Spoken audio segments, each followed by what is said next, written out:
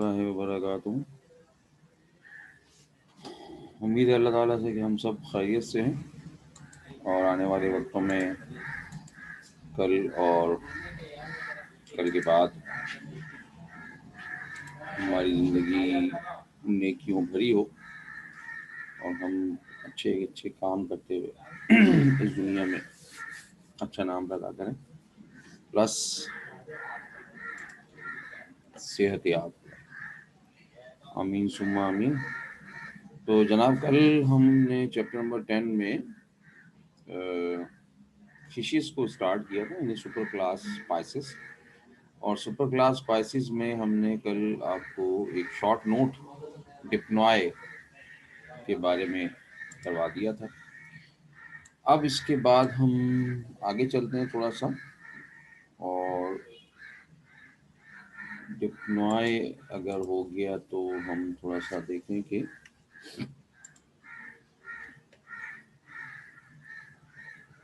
और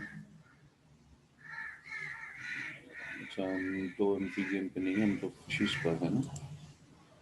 तो आ गई हमारी slide. Edible fishes of Pakistan हमने कर लिया था। देन हमने डिप्नॉय आपसे डिस्कस कर ली थी एज अ शॉर्ट नोट। ठीक है जी, ये बात हो गई थी। अब हम चलते हैं एक्वेटिक एडाप्टेशंस। ठीक है, और बुक में पेज नंबर आप के पास मैं बता दूं ताकि आप अपनी बुक को रख लें अपने सामने। पेज नंबर है जी 225। 225 पर एक छोटा सा टॉपिक है, एडाप्टेशंस फॉर एक्वेटिक लाइफ।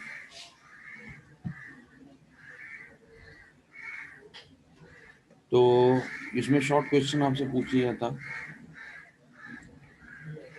और उसमें आपसे में भी आज तक पूछा नहीं गया, लेकिन रीजन में भी आपसे कहा जा सकता है कि वाई या how spices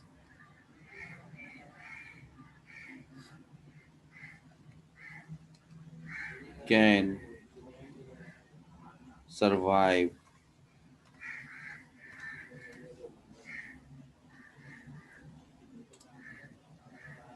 can survive in aquatic environment। ठीक है जी, ये मैं ओहो ये सिर्फ मरियम को चला गया, लेकिन बाहर मैं अभी सबको भेज देता हूँ क्वेश्चन। और ये हमारा आ गया जनाब सबके लिए, एवरीवन एवरीवन। ठीक है जी। सवेरा को अभी तक सिलेबस नहीं बताया तो कैसे याद करोगे तुम मेरे बच्चे। एक रोज सिलेबस पूछते हो तुम लोग, क्या होता तुम लोग, सोए रहते हो खोए रहते हो। बहरहाल सिलेबस मैंने कई बार बताया, दोबारा बता देते हैं। ठीक है, और ये मैं लिख कर ही भेज रहा हूँ आज भी।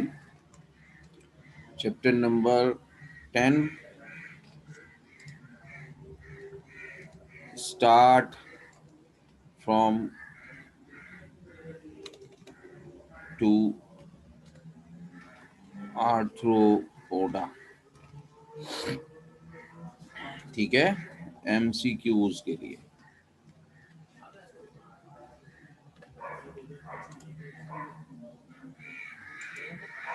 सर पता है वही है, बिल्कुल वही है भाई, अब क्या सिलेबस बदली कर बात करोगे तुम। बार मैंने सेंड कर दिया। तो हमारे पास जो कल आपका टेस्ट होगा वो एमसीक्यूज वही है। वो आपका किसी वजह से उसको पोस्टपोन किया था, मैंने आपसे पहले भी जिक्र किया, और वो अब कंटिन्यू करेंगे। तो same as syllabus and same paper हमारा जो बना हुआ होगा वही होगा। ठीक है जी। आज शायद टेस्ट की वो आपका एसएमएस वगैरह भी आपको मिल जाए। तो यहाँ पर हमारे पास सिंपली आपसे क्वेश्चन एडॉप्टेशंस ऑफ द वलिया हबीब कह रही हैं सर एमसीक्यूज पे टिक लगवाएं दें। एमसीक्यू पे टिक लगवा दें? कौन सा एमसीक्यू पे टिक लगवा दें? एक्सरसाइज तो बेटा चैप्टर कंप्लीट होगा तो टिक लगाऊंगा ना, ठीक है। और उसमें से आपके पास जो है आर्थ्रोपोड्स तक में ज्यादा एमसीक्यूज नहीं होंगे। पूछ रही हैं मतलब टिक, मुझे समझ में नहीं आया पूछ रही हैं ऐसे।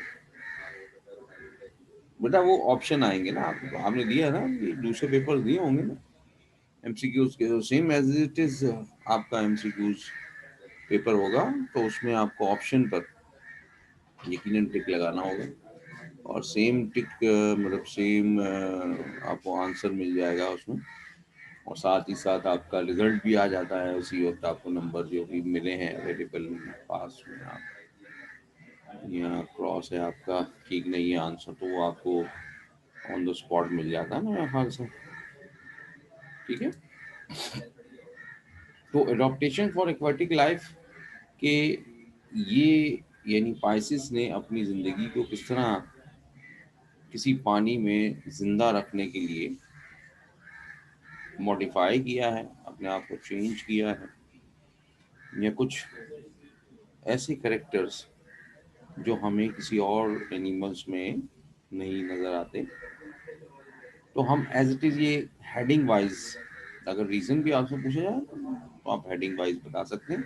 और अगर ये नॉर्मल क्वेश्चन आपसे पूछा जाए, define the adaptations in fishes for aquatic life, तो ऐसे आपसे सिंपली क्वेश्चन भी पूछा जा सकता है, तो उस सूरत में भी आपको हेडिंग लगा कर आप बताते चले जाए।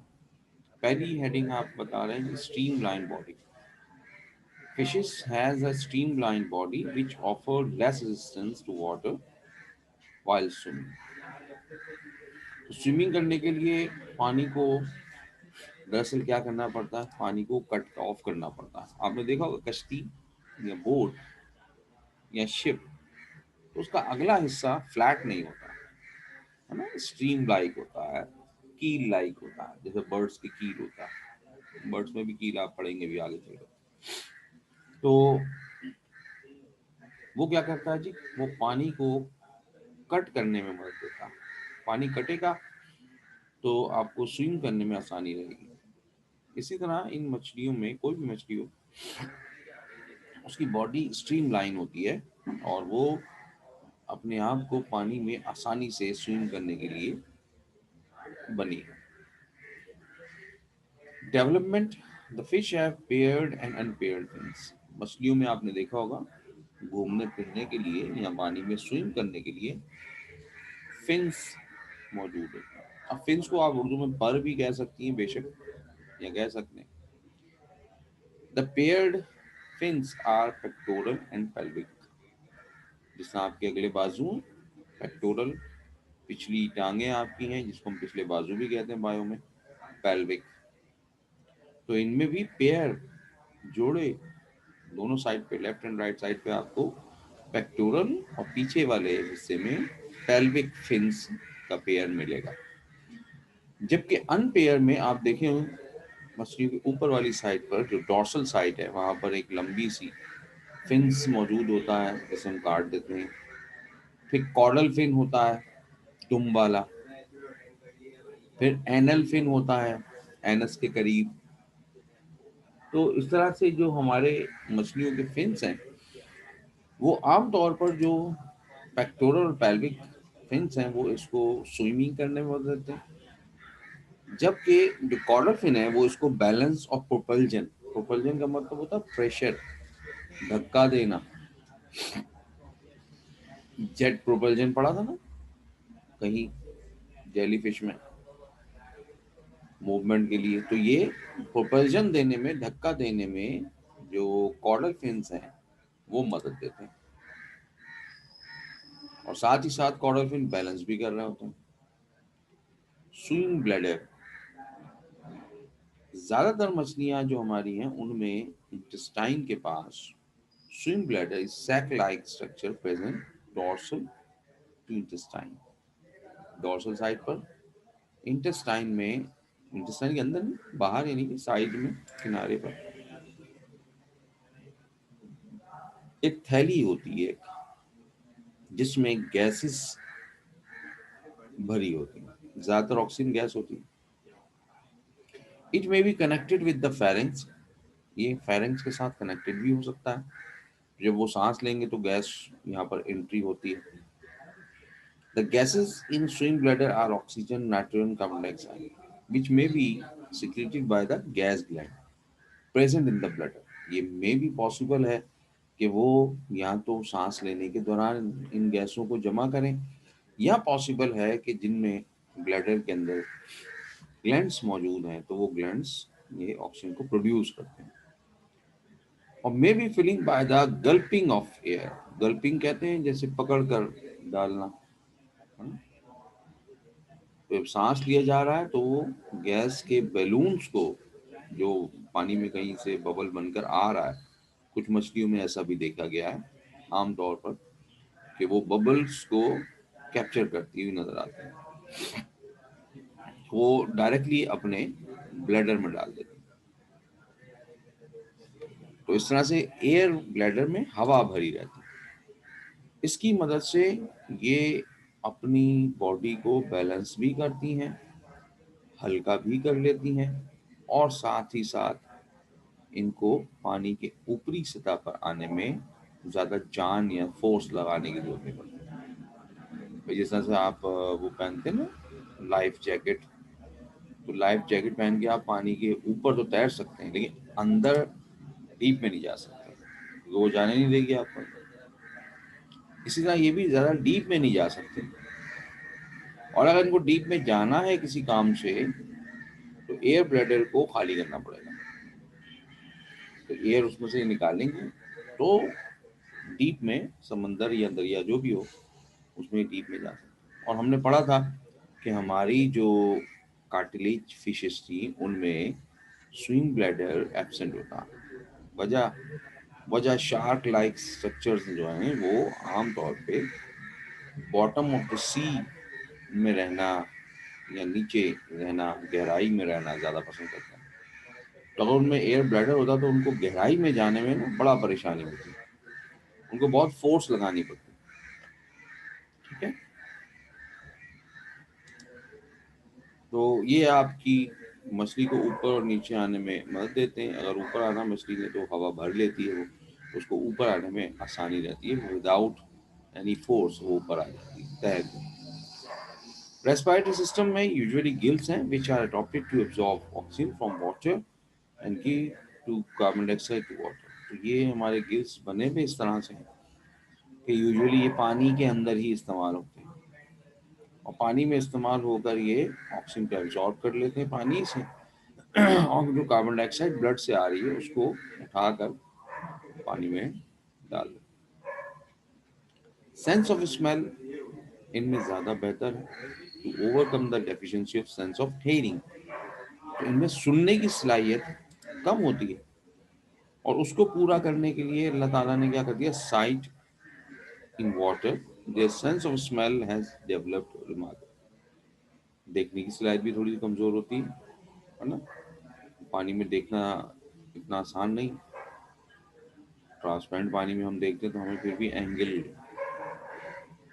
पर बात आप करते हैं।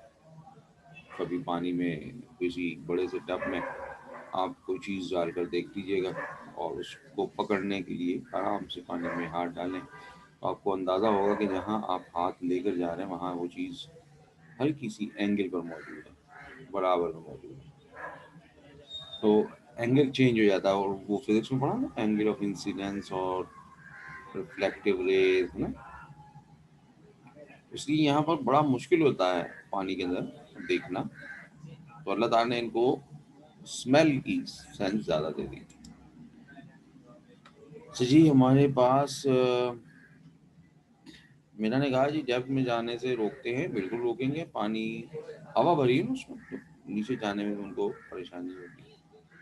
भले ने कहा कि जी सर ये सारी डिटेल बुक में है नहीं, ना नोट्स में कहीं। जी मेरे बच्चे तुम लोग नोट भी पढ़ रही हैं? भाई कॉपी कर लें इसको, ये नोट्स में नहीं है, असल में ये डिटेल में नहीं है। हाँ, अभी मैंने आपको टॉपिक बताया ना, 225, देखा आपने? 225 adaptation for an aquatic life, पढ़ा है इसको बेटा? जरा ये पैराग्राफ पढ़ लीजिए। तो पहली में लाइन में स्ट्रीमलाइन बॉडी का जिक्र है, दूसरे में फेंस का जिक्र है, तीसरी में आपके पास एयर ब्लैडर का जिक्र, गिल्स का जिक्र, चौथी में, और पांचवी में आपको सेंस का जिक्र। ठीक है, तो एयर ब्लैडर की जिक्र है तो सही। हाँ, उसकी डिटेल आपको डेफिनेटली, आप कुछ तो ज्यादा लिखेंगी तो यार नंबर लेंगी ना मैं बच्चे।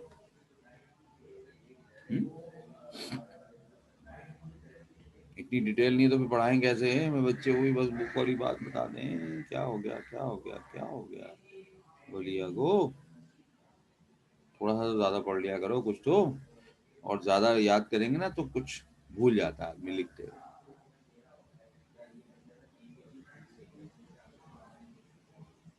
जी बिल्कुल, आप वही लिख रही हैं, हम कोई ज्यादा बातें थोड़ी बता रहे हैं आपको, लेकिन लिखना तो थोड़ा सा ज्यादा ही पड़ेगा ना बेटा अच्छे नंबर के लिए।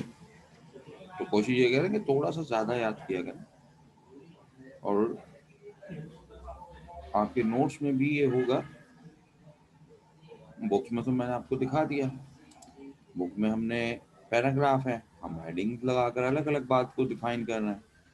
ठीक है, अलिफा कह रही है सर हम इतना सारा कॉपी कैसे कर रहे, और अगर अभी फिजिकल क्लासेस होती तो तब हम कहाँ से लिखते, कहाँ से लिखते?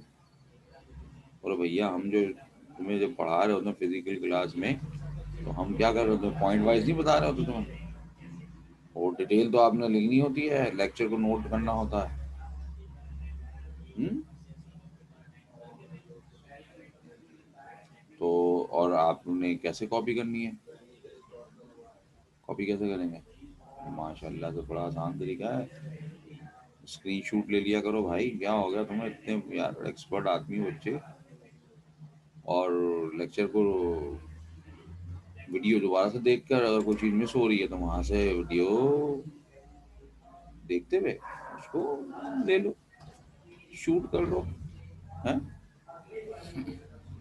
तो नंबर मिल जाएंगे, बिल्कुल नंबर मिलेंगे भाई। वलिया कह रही हैं सर अभी जभी जभी अभी जभी क्या लिखा, कॉपी करने का पूछ रही थी। जी जी ठीक है, कॉपी बेटा आसान है, तरीका मैंने बताया।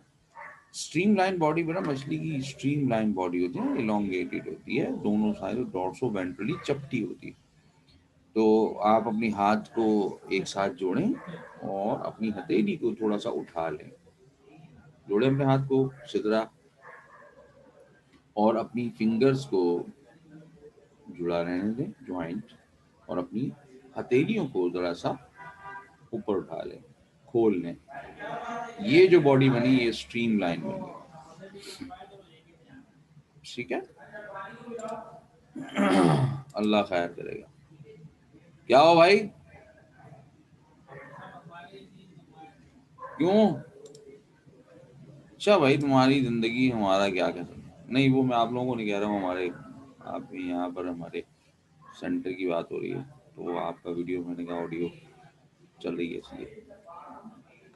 ठीक है जी, अब आ जाए जी, हमारी ये सुपर क्लास स्पाइसेस खत्म हुई। और सुपर क्लास स्पाइसेस खत्म होने के बाद सुपर क्लास टेट्रापोड्स, टेट्रापोड्स में हमारे पास चार क्लास हमें नजर आएंगी। ठीक है, जिससे हमने वहाँ पे दो क्लासेस पढ़ी थी फिशेस की, कार्टिलेज फिशेस और बोनी फिशेस। यहाँ पर हमारे पास चार क्लासेस होंगी, एम्फीबिया, रेप्टाइलिया, एव्स, मैमल्स। तो पहले हम डिस्कस करते हैं एम्फीबिया को, करेक्टर्स देखेंगे। यूजुअली करेक्टर्स हमारे यहाँ पूछे नहीं जाते, इसलिए अगर मैं जल्दी बोलूँ तो कोई टेंशन नहीं लीजिएगा। एम्फीबिया, एम्फी, एम्फी मीन्स होता है डबल डुल नेचर वाले। ठीक है, तो एम्फी मीन्स होता है डबल, वो एनिमल्स जो डबल लाइफ गुजारते हैं। डबल लाइफ से मुराद है कि वो अपनी जिंदगी का कुछ हिस्सा पानी में गुजारेंगे और कुछ हिस्सा खुश्की पे गुजारेंगे, तो उनसे उन्हें कहा जाता है एम्फीबिया। डाइवर्सिटी अगर देखी जाए तो चारों क्लासेस में ये थोड़ा सा छोटी क्लास है, और यूजुअली आज तक हमारे पास 2000 से ज़्यादा एनिमल्स या स्पीशीज हम नाम उनके रख चुके हैं। हैबिटेट एक्वाटिक है, सेमी एक्वाटिक मीडियम में, कीचड़ के पास, पानी वाले रिजर्वायर्स के पास हमें मिलेगा। प्योर लैंड पर हमें नहीं नजर आएगा। बॉडी आपने फ्रॉग की देखी हुई है, बस वही देखी है।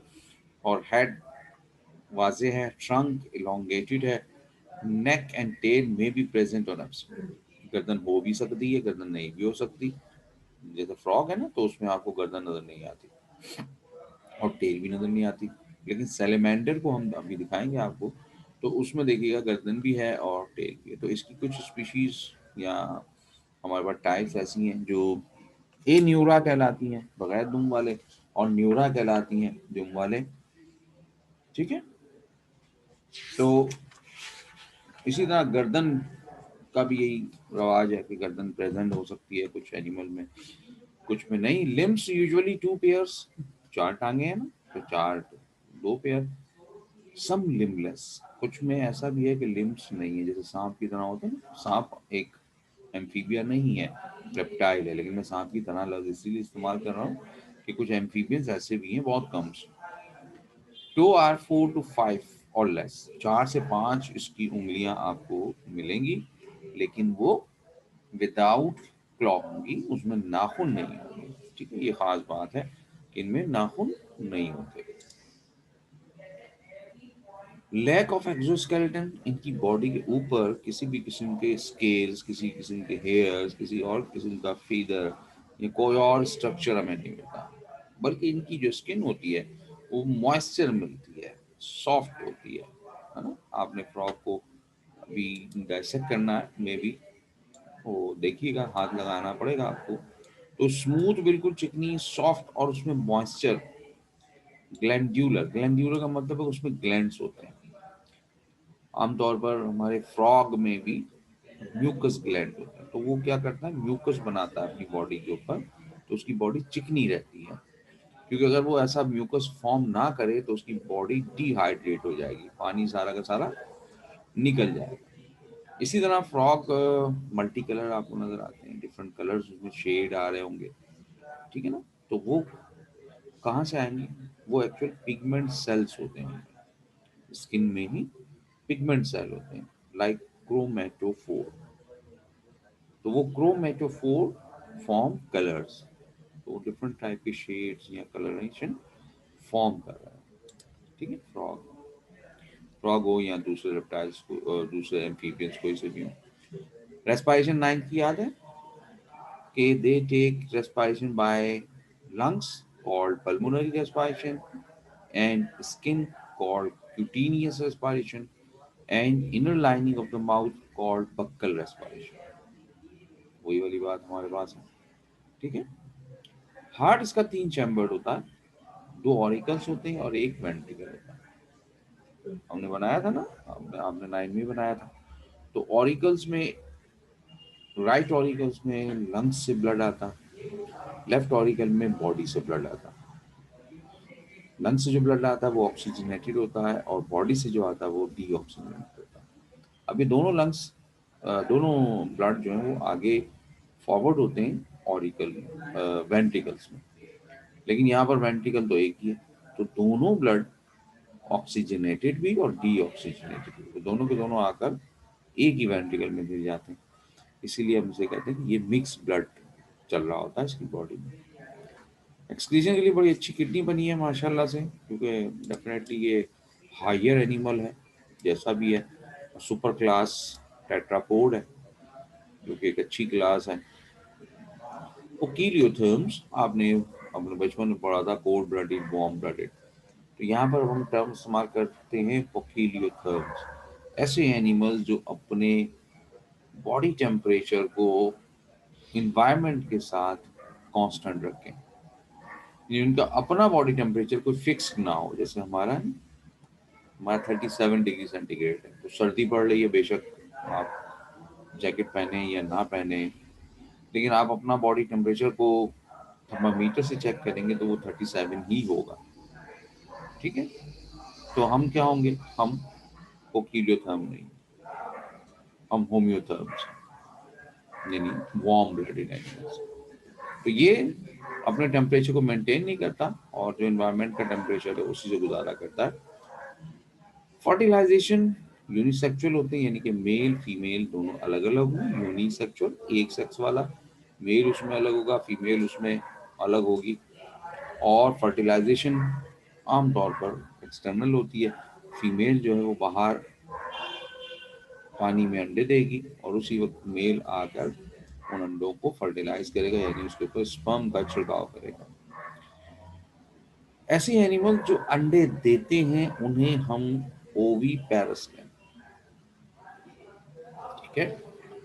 तो ये भी क्या कहलाएंगे, oviparous. They lay egg water where they spend at least their early life, और वहां पर लार्वा निकलते हैं, तो वो लार्वा पानी में जिंदगी गुजारते हैं, इसलिए हम कहते हैं कि इनकी अर्ली लाइफ जो है पानी में मौजूद है, यहाँ गुजारा कर रहे हैं। तो इसे हम कहते हैं, अगर अंडे देने वाला, हम सिंपली बात ही कर रहे हैं, जो एनिमल अंडे देता है वो ओवी पैरस कहलाता है, और जो बच्चे देता है उसको वीवी पैरस कहा जाता है, वीवी। तो ओवी पैरस कौन होगा, हमारी मछलियाँ होंगी, हमारे एम्फीबियंस होंगे, हमारे रेप्टाइल्स होंगे, हमारे बर्ड्स होंगे, और वीवी पैरस में हमारे मैमल्स आ जाएंगे, ठीक है, वो दिखा देंगे आपको। ये एन एमनियोड्स होते हैं। एन एमनियोड्स का मतलब क्या है, एक्स्ट्रा एम्ब्रियोनिक मेम्ब्रेन एब्सेंट। कहाँ पर एक्स्ट्रा एम्ब्रियोनिक, एम्ब्रियो हमारा है ना, आधा देना था। चाय नहीं पिलाएंगे क्या आज, समोसे का क्या हुआ।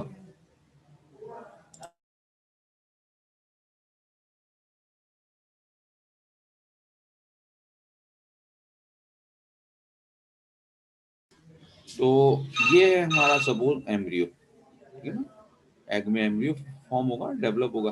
तो एग एग के अंदर एक एग की अपनी मेम्ब्रेन होती है, वो तो है, उसे हम बेटलाइन मेम्ब्रेन भी कहते हैं, और एग की एक इनर मेम्ब्रेन होती है अलग, वो ठीक है। लेकिन यहाँ पर एक तो एक ही मेम्ब्रेन होती है, क्योंकि आपको पता है कि एम्फीबियंस के जो एग्स हैं उनमें शेल नहीं होता। तो इस एम्ब्रियो के ऊपर एक और कवरिंग होनी चाहिए, ठीक है, इस एम्ब्रियो के ऊपर एक मेम्ब्रेन होनी चाहिए, उस मेम्ब्रेन को हम कहते हैं एमनियोट,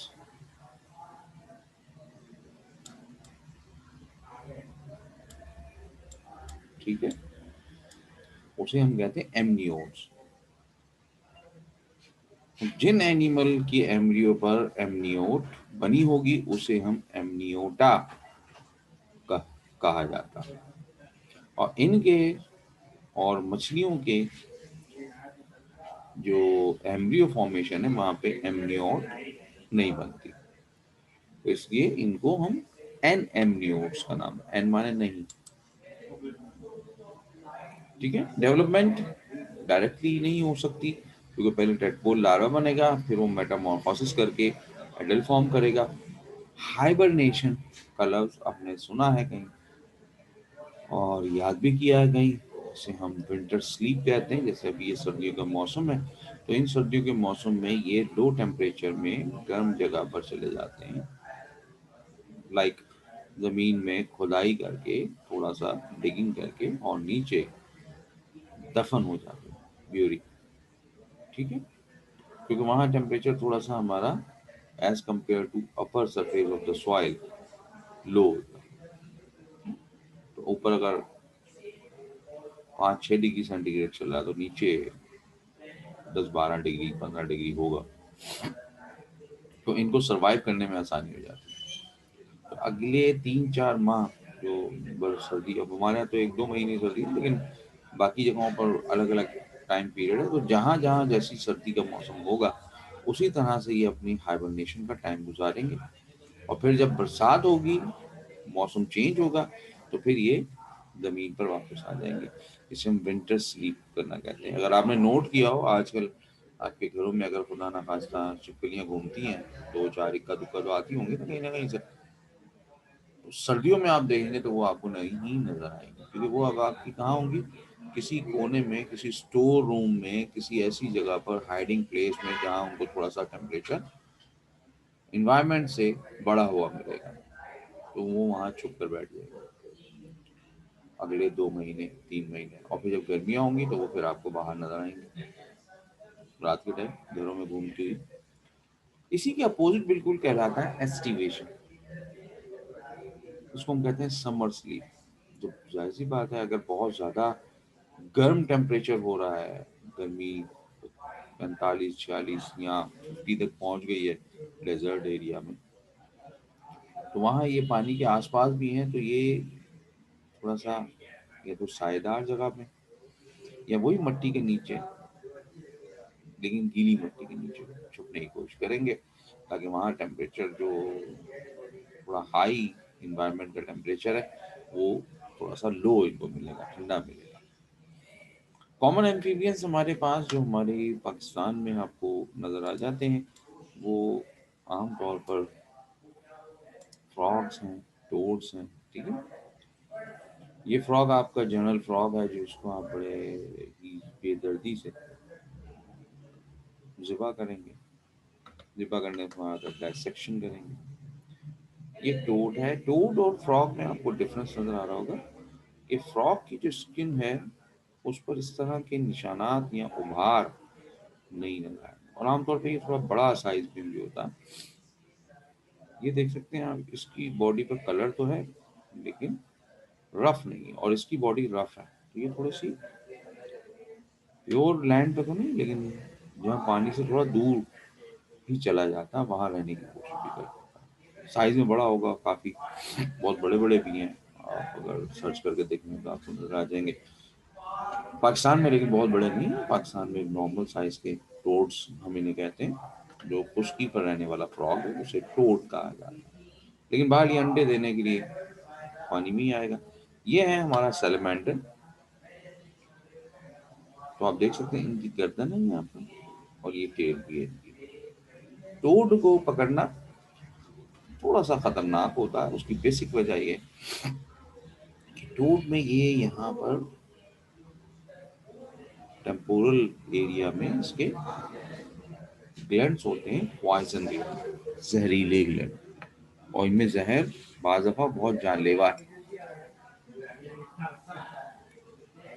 हमारे पाकिस्तानी टोड में तो इतना जानलेवा नहीं है, लेकिन दुनिया में जो टोड्स की कई इकसाम मिलती हैं, जिनमें एक इंसान को मारने के लिए काफ़ी, यानी कि अगर इसके ऊपर हम एक निडल को लगाएं और चुभो दें किसी इंसान को, तो इतना जहर होगा कि वो इंसान को मार दे।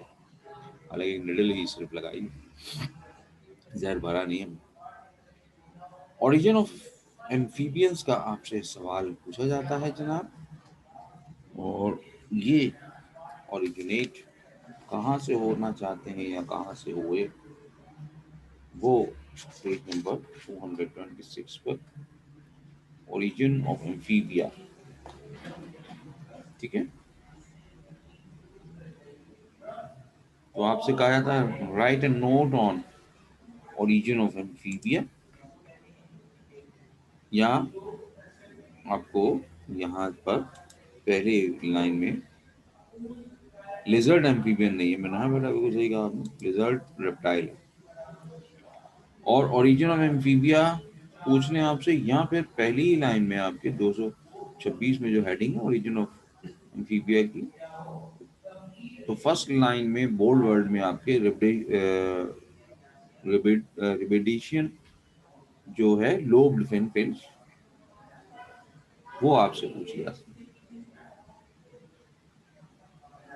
ठीक है, तो ये भी नोट के तौर पे रिबेडिशियन फिश, या हम उसको लोब फिन फिश भी कहते हैं, ये आपसे एज अ नोट पूछ लिया जाता है। तो इस पे लिख लीजिए note, short note. Origin of amphibians हमारी, असल में मैंने शायद आपसे जिक्र किया होगा कि जब हमारे पास हमारी अगर ज़मीन की आप बात करते हैं, ठीक है ना, लाइक, तो एक वक्त ऐसा था कि हमारी ज़मीन पर सिर्फ और सिर्फ क्या था, पानी पानी, है ना। अगर पानी पानी था तो फिर उसके अंदर रहने वाले एनिमल्स क्या होंगे? सिर्फ फिशेस होंगे। लेकिन बाद में जाकर यहाँ पर क्या हुआ? यहाँ पर जो है वो लैंड बनना शुरू होता है। लैंड बनता कहाँ से? लैंड असल में जब पानी जमीन के अंदर गया है कोर में, ठीक है, तो कोर में जाने के बाद यहाँ से लावा बाहर आया, और लावा बहुत ऊंचा जाने के बाद नीचे भी गिरता है, वापस आता है, और इसी तरह से जमीन के अंदर से निकलकर गर्म बहता भी है, और इस तरह एक बड़ा एरिया जमीन का वो ड्राई लैंड बन गया।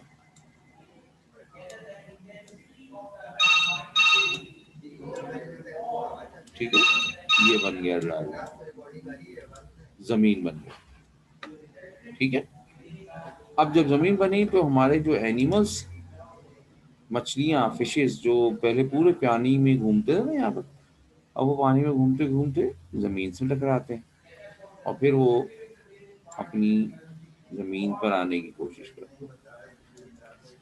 अब जमीन पे आने की कोशिश में यहाँ पर हम देखते हैं तो हमें कुछ ऐसी मछलियां नजर आती हैं जिनको रिडिप्शन कहा जाता है। ये लोब्ड फिन है, यानी इनके फिन जो है मेम्ब्रेनस नहीं है, भी डायग्राम दिखाएंगे आप, बल्कि उनमें मसल्स और बाज दफा बोन्स भी हैं। ठीक है, दैट लिव्ड सम 350, पता नहीं, मेरी है, मुझसे ले लो यार, किसकी बारी है?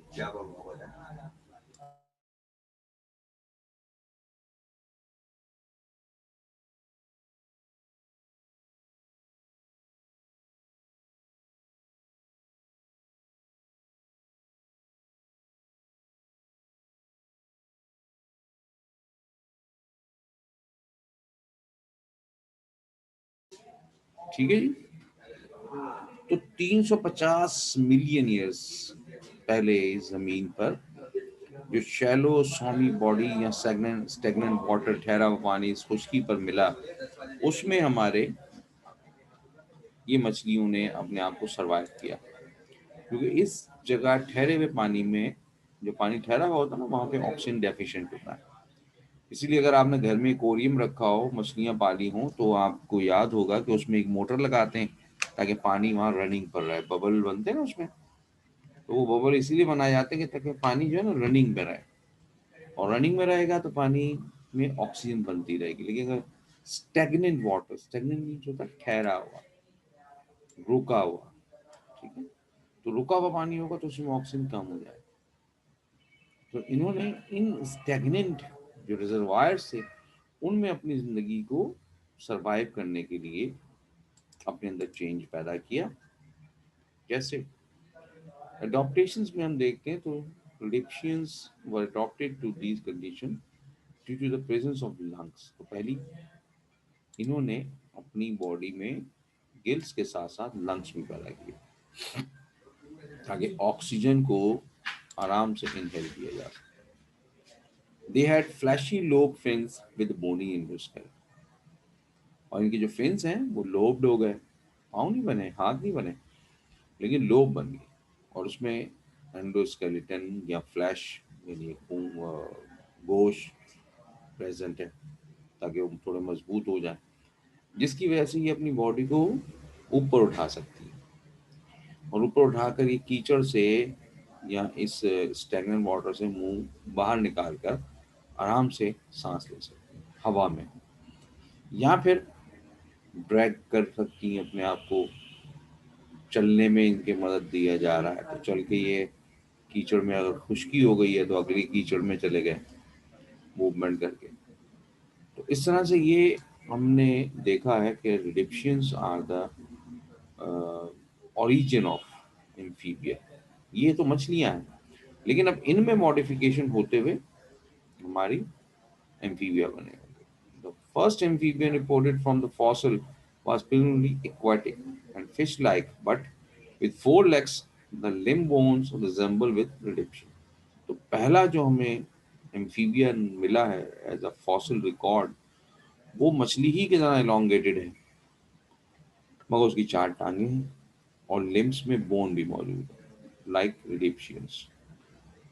ठीक है, तो इस तरह से हमें ये कंक्लूजन निकलता है कि हमारे जो एम्फीबियंस हैं उनका एंसेस्टर कोई ना कोई रिडिप्शियन टाइप की मछली होगी, जिन्होंने खुश्की पर रहना सीख लिया होगा और फिर आहिस्ता आहिस्ता उन्होंने अपने मॉडिफिकेशन की होगी और वो जाकर बन गई एम्फीबियन। यहाँ पर आपके टॉपिक में ही लास्ट में बिल्कुल देखिएगा एक एमसीक्यूज है जो हमसे पूछी जाए।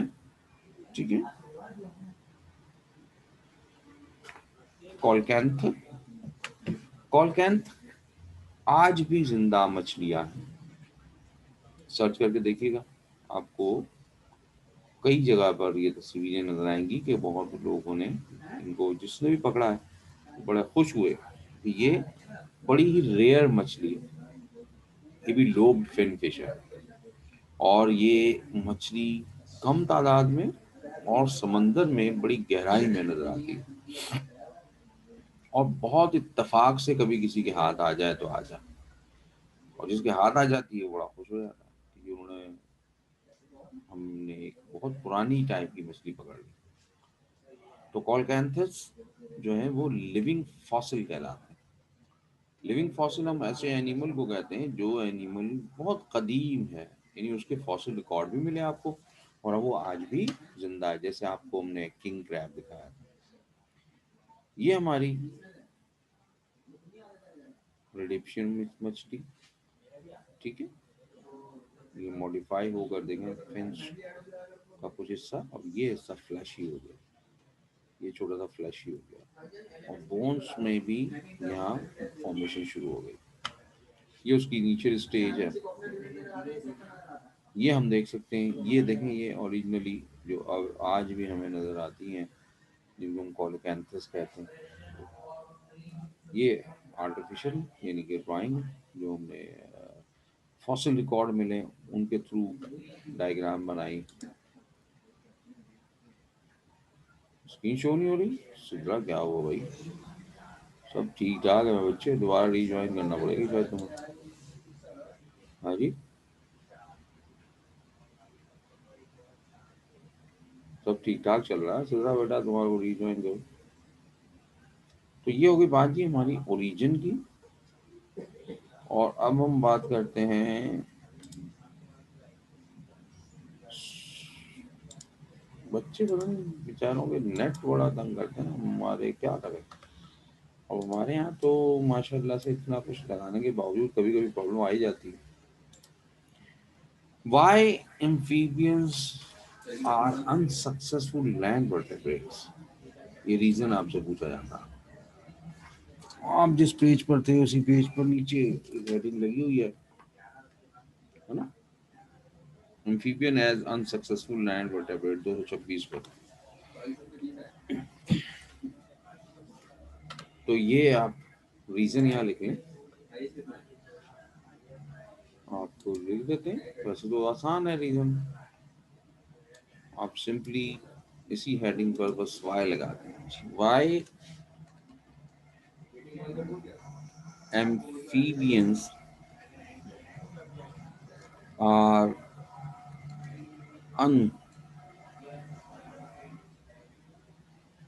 unsuccessful land vertebrates।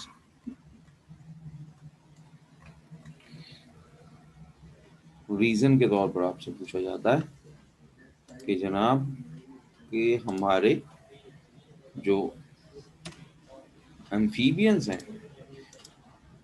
वो खुश्की पर इतना सक्सेसफुल जिंदगी क्यों नहीं गुजार पाए।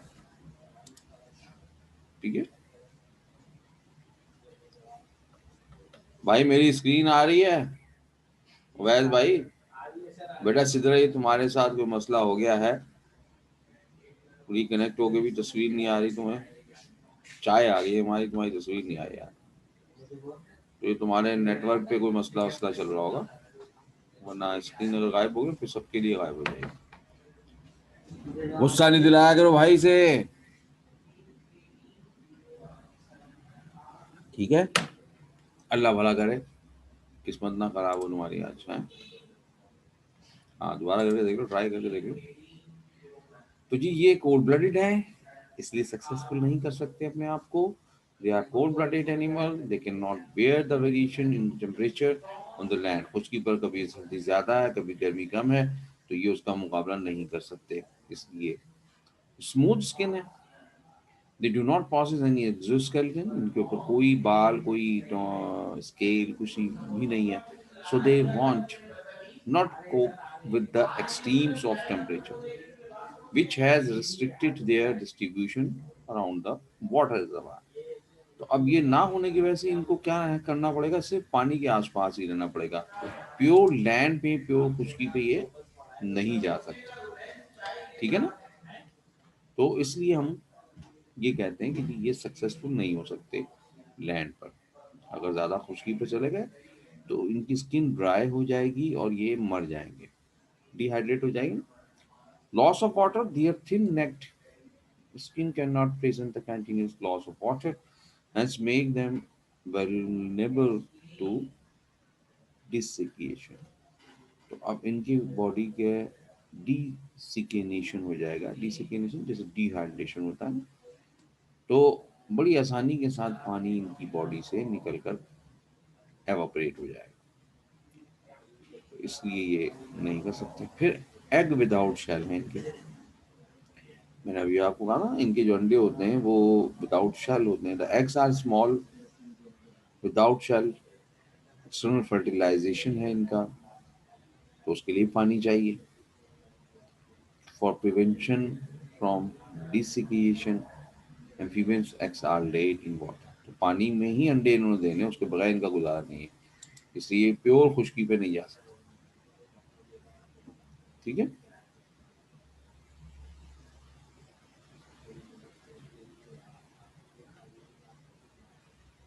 कोल्ड ब्लडेड, हाँ यही मतलब बेटा। स्मूथ स्किन, चिकनी होती है, इसकी स्किन के ऊपर कोई चीज, कोई बाल, कोई स्केल, कोई हेयर, ठीक है ना, वो नहीं होते। तो इसलिए इनकी स्किन के ऊपर से बड़ी आसानी से पानी निकल सकता है। ये बता रहा था कि स्किन जो है ना इनकी, वो स्मूथ है, नेकेड, क्लियरली साफ है बिल्कुल। अगर ये ड्राई लैंड पर इनको रख दिया जाए तो स्किन धूप की वजह से, गर्मी की वजह से साफ हो जाएगी, यानी डिहाइड्रेट या डिसिकेशन हो जाएगी। पानी निकल गया तो बंदा मर जाता है, सीधा फ्रॉग मर जाएगा ना। कवरिंग नहीं है, कोई outer covering.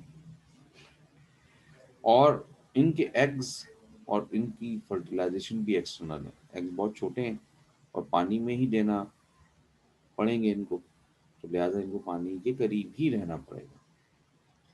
Little yolk in eggs, their eggs do not contain sufficient amount of yolk।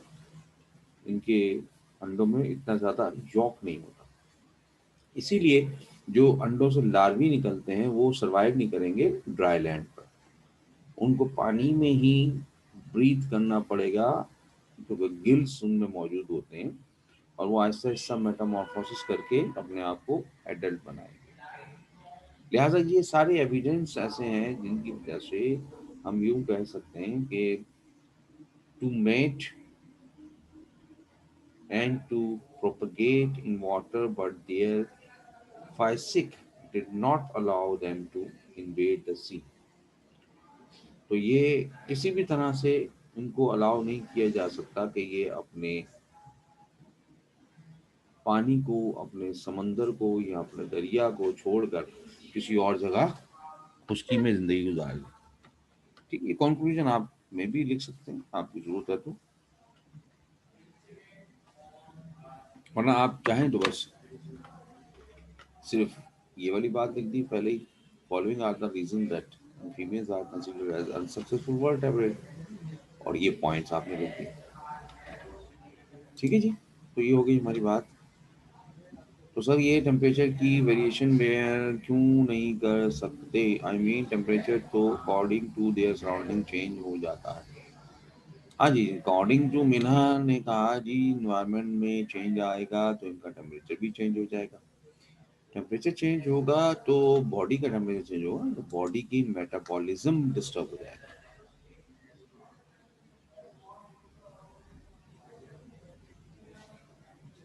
ठीक है, तो बॉडी में हमारे मेटाबॉलिक प्रोसेस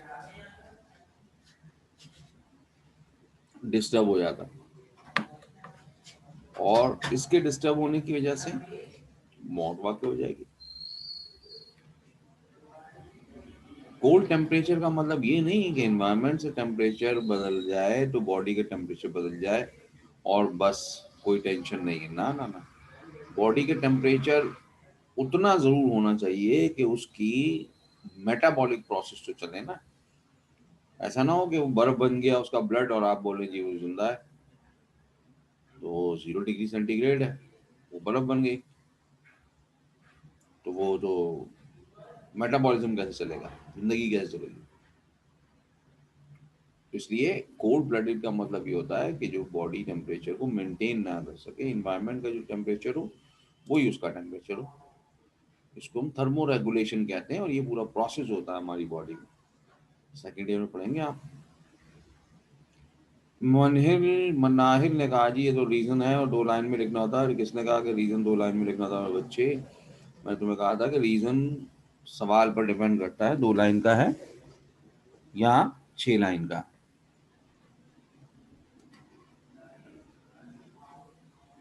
ठीक है, तो रीजन जो है 2 लाइन का भी हो सकता है, 6 लाइन का भी हो सकता है। सवाल क्या पूछा गया है वो आपको जरूर बताना है। योग एग में येलो जो होता है वही होता है जी योग, उसी को कहते हैं जर्दी जो है उसको योग कहते हैं। 2 लाइन में कैसे बताएंगे मनाहिर? मैंने आपसे पहले कह दिया, दोबारा आपने पूछा। ठीक है, तो ये याद रखिएगा, रीजन में आपको 2 लाइन का अंडर वो नहीं है कि अंडरस्टूड के बाद 2 लाइन ही होना चाहिए। हमारी, अगर मुझे अब नाम यहाँ तो नज़र आ रहे हैं तो मैं बोल रहा हूँ, लेकिन मुझे जो है वो क्लास में शायद नाम याद नहीं रहते, शक्लें याद रहती। तो सी ग्रुप जो अभी शुरू हुआ था हमारा, उसमें हमने फिजिकली क्लासेस में बहुत ज़्यादा डिटेल के साथ बात की थी एग्जाम के पॉइंट ऑफ व्यू से। तो उसमें आपको डिटेल से बताया था कि सवाल जो है वो आपका ज़रूर देखिए कि उसका आंसर कितना बड़ा है। आपको उसके आंसर में पूछना, बताना क्या है। ठीक है, और आंसर में आपको उसी के क्वेश्चन के अकॉर्डिंग टू बात करनी है। तो आप चाहें तो इसको छोटा कर सकते हैं, बड़ा याद करके जाएंगे तो छोटा खुद ही हो जाएगा। कुछ भूल जाएंगे, नहीं भी भूले, अगर सारा याद आ गया तो बहुत अच्छी बात है। 10 ईयर में लिखा है जी answer should not exceed more than 2 lines. ये बॉटनी में लिखा होगा बेटा, वो 1 नंबर के लिए। तुमने जोलॉजी में नहीं पढ़ा, ये बॉटनी में लिखा होगा। और ये हमारे किसमें लिखा था? ये हमारे जनाब जो मॉडल पेपर था ना, ये उसमें लिखा हुआ था। लेकिन बाद में इसके ऊपर किसी ने भी बात नहीं की, और मैं भी आप देख सकते हैं कि अगले कुछ पेपर्स में आपको ये नहीं मिलेगी बात, जो शुड 2 लाइन्स वाली। ठीक है, बहरहाल आप इतनी ज़्यादा टेंशन ना लें, सिर्फ एग्जाम के पॉइंट ऑफ व्यू से पढ़ पढ़ कर तो बड़ा मसला हो जाएगा बच्चे। थोड़ा सा कुछ ज़्यादा भी पढ़ लें आप, और वो ज़्यादा पढ़ने का मतलब है कि आपको डिटेल याद होनी चाहिए, आपके पास इल्म होना चाहिए। ठीक है, और नहीं तो फिर बड़ा मसला हो जाता। बहरहाल आगे चलते हैं। आगे हमारा नया न्यू क्लास शुरू हो जाती है, और न्यू क्लास हमारी है रेप्टाइल्स। रेप्टाइल्स में भी हम थोड़ी सी बात आपको जल्दी से ले चलते हैं करेक्टर्स से रिलेटेड।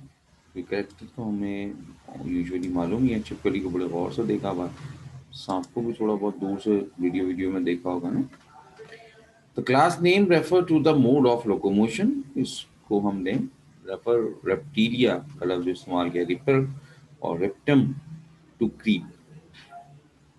कुरान में भी बड़ा वाज़ेह तौर पर जिक्र अल्लाह ताला ने किया, आपको याद होगी वो आयत जिसमें अल्लाह ताला ने हमें कहा कि मैंने जानवरों को मुख्तलिफ अक़साम में पैदा किया। कोई दो टांग से चलते हैं, कोई पेट के बल चलते हैं, कोई चार टांगों से चलते हैं। तो पेट के बल चलने वाले रेप्टाइल्स, ठीक है।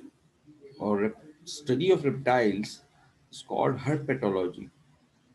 हर्पेटॉन रेप्टाइल्स, हम रेप्टाइल्स को हर्पेटॉन्स भी कहते हैं, ठीक है। और जो रेप्टाइल का लफ्ज इस्तेमाल होता है वो भी हमारा ग्रीक वर्ड है जिसका मतलब है रेप्टम, या क्रीपिंग करने वाले, पेट के बल चलने वाले। इसमें आमतौर पे 5,000 के करीब स्पीशीज इस वक्त दुनिया में डिफरेंट रेप्टाइल्स की मौजूद हैं, और ये हमारा प्योरली टेरेस्ट्रियल एनिमल है। क्रीपिंग करके, पेट के बल चल के, या बिल बनाकर रहना इसको पसंद है खुश्की में। और मोस्टली दे आर कार्निवोरस, गोश्तखोर हैं ज़्यादातर। फर्स्ट लैंड वर्टेब्रेट हम इन्हें कहते हैं क्योंकि एम्फीबियन से हमारी खुश्की पर आने वाले या खुश्की पर रहने वाले हमें यही वर्टेब्रेट नज़र आते हैं, और इसीलिए हम इनको फर्स्ट लैंड वर्टेब्रेट का नाम भी देते हैं। और इनकी ज़िंदगी पूरी तरह से, इनमें एडॉप्टेशंस ऐसी हैं जो इनको ड्राई लैंड पर रखने या रहने के लिए काबिल बना देती हैं। Symmetry in body division, bilateral symmetrical हैं, और इनकी बॉडी को हम 4 रीजन में डिवाइड कर सकते हैं: हेड, नेक, ट्रंक और टेल। गर्दन भी है इनमें, टेल भी है इनमें। ये बगैर टेल वाले नहीं है, सब में टेल होगी, दुम होगी। और दुम की खास बात ये होगी कि दुम में, दुम तक वर्टिब्रा होगा। रेप्टाइल का ये कैरेक्टर है। वर्टिब्रा है ना, रीढ़ की हड्डी, तो वो दुम तक होगी। Exoskeleton is of horny epidermal scale. यही वो कैरेक्टर हैं जो इनको ड्राई लैंड पर रखने या रहने के काबिल बनाते हैं। इनकी बॉडी पर स्केल्स हैं, शील्ड हैं, बाज दफा इनके आपको नजर आएंगी, या प्लेट्स नजर आएंगी। तो उनकी वजह से क्या होगा? उनकी वजह से ये होगा कि ये पानी को अपने कंजर्व कर सकते हैं, पानी उड़ेगा नहीं, इनकी बॉडी से निकलेगा नहीं। स्किन ड्राई है, cornified and devoid of glands. तो इसमें ग्लैंड्स मौजूद हैं जो स्किन के ऊपर horn, epidermal scales, epidermal plates बनाने का काम करती हैं। ये हमारे भी हेयर हो, तो हेयर की रूट होती है। हेयर आपका बड़ा हो रहा था, हालांकि हेयर ऊपर जो है वो डेड है, लेकिन जो इसकी रूट होती है वो अलाइव होती है। जो वहाँ पर ग्लैंड्स मौजूद हैं जो मुख्तलिफ केमिकल्स को एक जगह कंबाइन करके आपके हेयर फॉर्म कर रहे हैं। इसी तरह से स्केल भी फॉर्म होते हैं, एपिडर्मल स्केल्स, शीट्स या प्लेट्स। लिम्स इसमें दो पेयर हैं, पेंटाटेक्टाइल। पेंटाटेक्टाइल मतलब 5 उंगलियों वाला। पेंटा मीन्स 5, टेक्टाइलस उंगलियां, 5 उंगलियों वाले, ठीक है। Digit provided with the horny claws. ये करेक्टर एम्फीबियन में हमने इसीलिए खास आपको कहा था क्लॉ नहीं है, यहाँ पर क्लॉ मौजूद है। और कुछ एम्फीबियंस में लिम्स एब्सेंट हैं, लाइक कौन? स्नेक। तो स्नेक आर द रेप्टाइल्स, ठीक है। तो कुछ रेप्टाइल्स में हमें नजर आता है कि वहाँ लिम्स गायब हैं, वो स्नेक है सारे।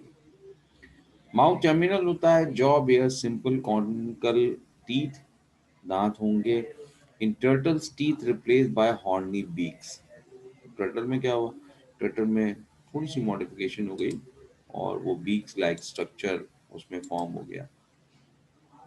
इनमें दांत भी थीकोडोंट होते हैं। अभी हम दिखाएंगे थीकोडोंट। थीकोडोंट का मतलब है कि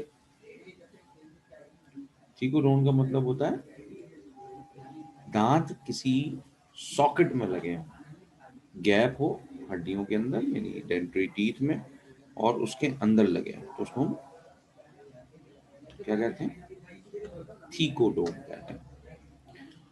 ताया ने पूछा क्लॉज, क्लॉज माने बेटा पंजा, बिल्ली का पंजा होता है ना, नाखून वाला, यानी उंगलियां नाखून के साथ, उसको क्लॉ कहते हैं। मैंने कहा जी सर स्नेक तो वाटर में भी होते हैं। हाँ तो होने दो, कौन मना कर रहा है। वाटर में तो टर्टल भी होता है, तो टर्टल तो एम्फीबियन थोड़ी है बेटा। टर्टल भी हमारा कौन है, रेप्टाइल। स्नेक पानी में भी होते हैं, खुश्की में भी होते हैं, तो वो भी रेप्टाइल। लिम्स का पॉइंट दोबारा बता दें। लिम्स बेटा दो पेयर हैं, पेंटाडेक्टाइलस। पेंटाडेक्टाइलस का मतलब 5 उंगलियों वाले, पेंटा मीन्स 5, डेक्टाइल वाले उंगलियां, ठीक है।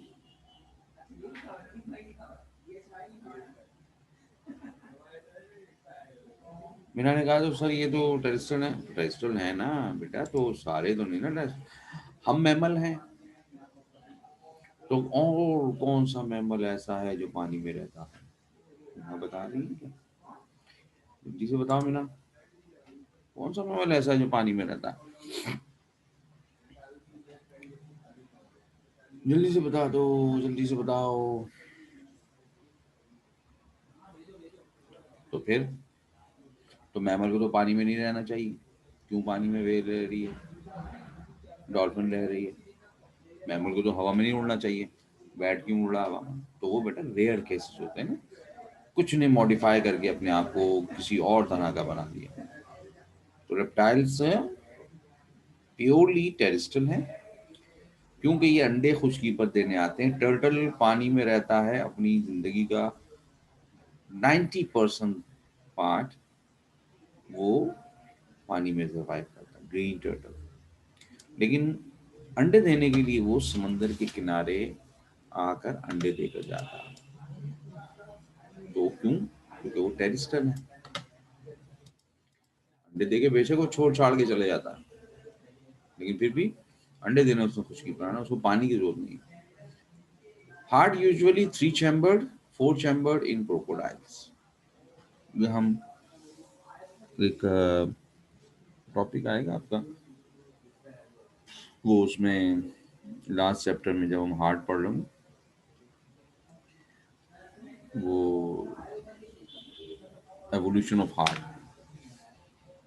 तो उसमें हम बात खास तौर पे करेंगे, यानी कि जो जितने भी रेप्टाइल्स हैं उन सब का हार्ट भी एम्फीबियन की तरह 3 चैम्बर्ड है, सिवाय फैमिली क्रोकोडाइलिया। यानी क्रोकोडाइल जिस फैमिली में, उनके 4 चैम्बर्ड है। तो वो थोड़ी सी एवोल्यूशन हो रही है। रेस्पायरेशन लंग से लेते हैं, क्योंकि ये खुशकी पर रहते हैं। ये अंडों से जो बच्चा निकलेगा वो भी प्योर बेबी जो है वो लार्वा नहीं होगा, प्योर होगा। तो वो भी लंग्स ही उसमें फॉर्म होंगे। एक्सक्रीशन के लिए किडनीज इसमें मौजूद हैं। फर्टिलाइजेशन इनमें इंटरनल होती है, और मेल फीमेल अलग अलग होगा। वो भी पैरस हैं, अंडे देते हैं, मगर एग के ऊपर थोड़ा सा लेदरी शेल है।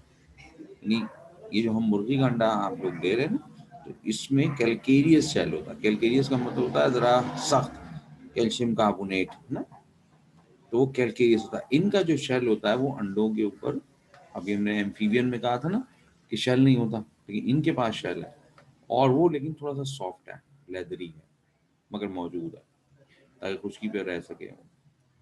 ये एमनियोट्स हैं।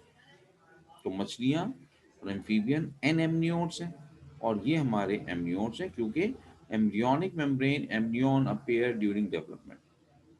तो इनकी जो मैंने अभी मेम्ब्रेन बनाकर दिखाई थी ना एम्ब्रियो के ऊपर, तो वो यहाँ पर मौजूद होती है, इसीलिए हम इनको एमनियोटा या एमनियोट्स कहते हैं। डेवलपमेंट, क्योंकि इनमें यॉक्स लार्ज है इनके अंडे में, तो इनकी जो डेवलपमेंट है वो बड़ी ज़बरदस्त हो जाती है। तो पूरा प्योर प्योर बेबी फॉर्म होता है, जो कि अपनी जिंदगी अंडे से निकल कर ही गुजारना शुरू कर देता है। कॉमन रेप्टाइल्स हमारे पास पाकिस्तान में 177 स्पीशीज हैं रेप्टाइल्स की, डिफरेंट किस्म के। एल्ब्यूमिन कहते हैं सफेदी को, यॉक कहते हैं जर्दी को। अंडे में होते हैं दो चीजें। फर्टिलाइजेशन बेटा इंटरनल होती है इनमें। फर्टिलाइजेशन मेल जो है वो फीमेल में स्पर्म को उनकी बॉडी के एक ट्रैक है ओवरी ओविडा उसमें डालता है, तो उसको कहते हैं internal fertilization. Tortoise and turtle, many species of Testudo, land tortoise भी है, जेलोन माइडस ग्रीन टर्टल है, लिजर्ड आपको वॉल लिजर्ड मिलती है, गार्डन लिजर्ड मिलती है, यूरोमेस्टिक्स हैं, मुख्तलिफ किस्म के सांप हैं जो आपको मिलते हैं हमारे पाकिस्तान में। और उनमें से कुछ जो हैं वो हम आपको तस्वीरें दिखा देते हैं। ये हमारा लैंड टर्टल है, ये हमारा ग्रीन टर्टल जो पानी का, ये हमारी घरेलू लिजर्ड जिससे सब खौफजदा रहते हैं, ये गार्डन लिजर्ड जिसको हम गिरगिट कहते हैं जो कलर चेंज करती है इसकी बॉडी के स्केल, ये यूरोमेस्टिक है, ये हमारा वाइपर स्नेक है, ये भी हमारा स्नेक है पाकिस्तान में मिलने वाले। और ये पाइथन है, बड़ा होता है लेकिन नॉन पॉइजन होता है। ठीक है जी, आज के लिए हमारे पास इतना है। टॉर्टॉइस और टर्टल में ये फर्क है कि बेटा शक्ल देख लो, ठीक है, स्नाउटी, इसकी नाक थोड़ा सा आगे होगा, स्नाउट हो गई, इसकी जो शेल है वो गोल ज्यादा है, राउंडेड, इसका चपटा फ्लैट होता है, इसके पाँव में क्लॉ पंजे नजर आ रहे हैं, इसके पाँव में पैडल बने हैं, ये पैडल होता है ताकि ये पानी में आराम से तैर सके। ठीक है जी, आज के लिए हमारे इतने, कोई बात पूछ लें वरना बाकी जो है वो छुट्टी हो सकती है, जो जाना चाहे। हमारी भी छुट्टी हो गई सर। ड्रैको लिजर्ड नहीं पाई जाती पाकिस्तान, नहीं बेटा हमारे यहाँ नहीं पाई जाती। इससे पहले वाला स्लाइड दिखा, देखो देखो, दिखाइए। देखो क्या मतलब, मैंने देखना है तुमने देखना है, तो बोले दिखाइए। वॉल लिजर्ड कलर चेंज नहीं करती बेटा, वॉल लिजर्ड कलर नहीं चेंज कर सकती, उसके अंदर एबिलिटी नहीं है स्केल्स को टर्न करने की। सर एक बार पहले की स्लाइड दिखा दें, हाँ मैं दिखा देता हूँ। और फिर ये लीजिए जी, इससे पहले की स्लाइड ये ली।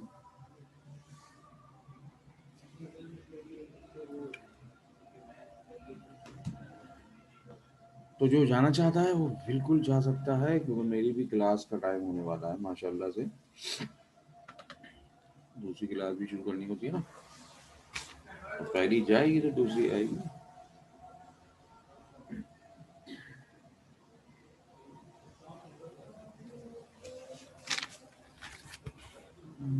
अच्छा जी,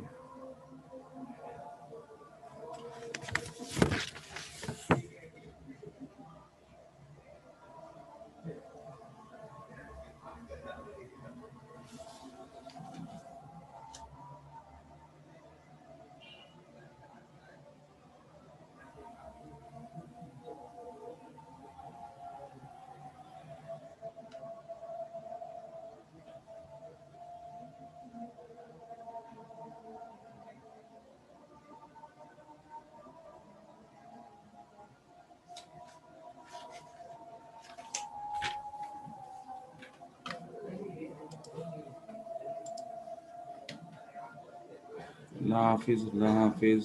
जिन्होंने अल्लाह हाफिज कह दिया जी, सबको अल्लाह हाफिज, खुश रहें, अल्लाह ताला से दुआ है कि